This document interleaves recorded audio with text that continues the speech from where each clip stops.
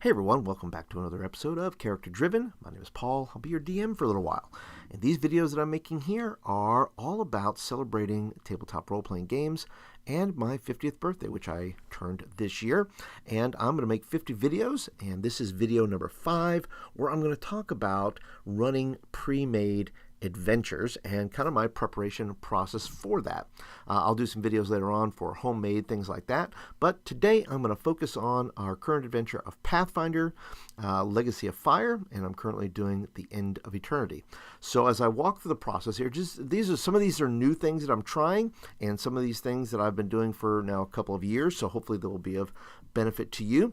The first thing I do is I jump in and I, of course, read the entire adventure and kind of see where it's going. The next thing I do is I start putting sticky notes everywhere. I put sticky notes throughout the book because there's some things, if you ever read a pre-made adventure, they just don't, some things just don't flow. The players, are going to mess it up. And so you have to make notes based on, at least I make notes. I make notes based on what I think my characters are going to really like. And there's some things I just don't even get into. I don't even go there with them, and I don't worry about it. I'm just like, well, if they don't go there, they don't go there.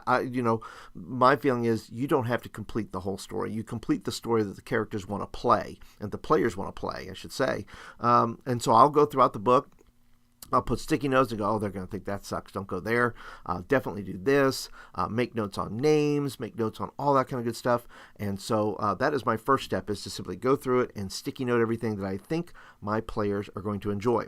The second thing I do is I get my little DM board, my little sticky my magnetics there. And what I'll do is I'll go through and I'll put a list of all the either NPCs or villains or monsters, and I will put, as you can see there, top right-hand corner there, I will put things like their armor class and touch armor class and their hit points. And that's just a quick reference. The other thing I'll do is I'll take all my characters there and I'll make sure I put their armor class in the upper right-hand corner as well. So when I do this gives me an idea. This is all pre-game. This is all the monsters, all the things, characters, and so forth that I think they're going to encounter during that time. And so that's going to help me as a DM just go ahead and organize those things. It also really cuts down on me having to ask questions or look up, put my head in the book, that kind of thing. So I really want to stay engaged with the players. The last thing that I'm fooling around here with, and this is fairly new, is that I'm trying to organize all my stuff in one place.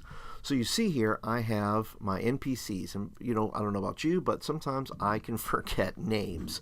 And so I go ahead and just put all the character names in here that I think I'm going to be talking about, or little NPCs that I might forget about, right? There's all these little characters in there that I may want to play up a little bit more, or, just have the need to remember. I also go ahead and take the creatures.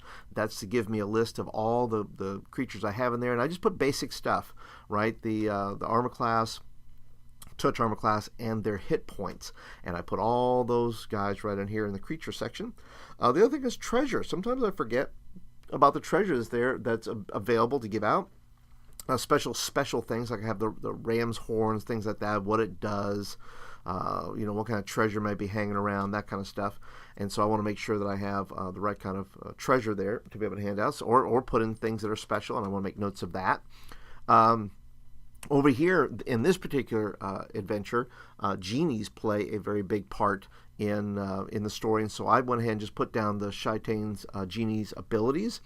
And so I have all that there, so I know what they do. And I don't know about you as a GM, sometimes I forget, to activate all the enemy's abilities. And so I want to make sure that I have full access to the abilities, not to necessarily make it super tough on the players, but to simply challenge them to make sure I'm maximizing my role, whatever I'm playing, to be able to challenge them.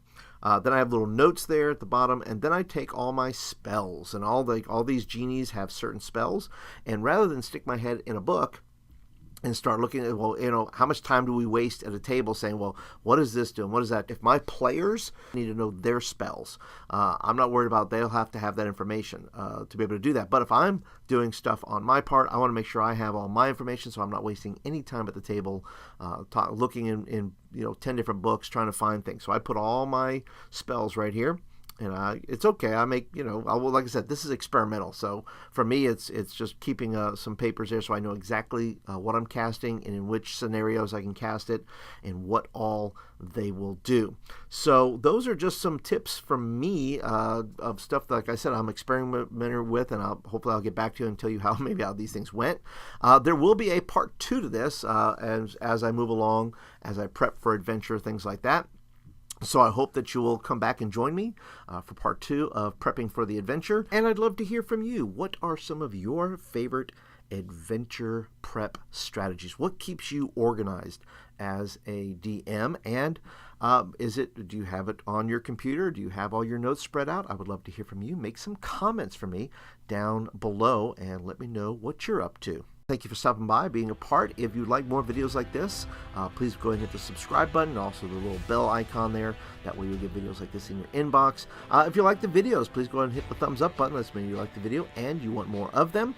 So I hope you'll hang out with me for the next 45 videos on my journey towards 50. So thanks for stopping by. We'll catch you in the next video.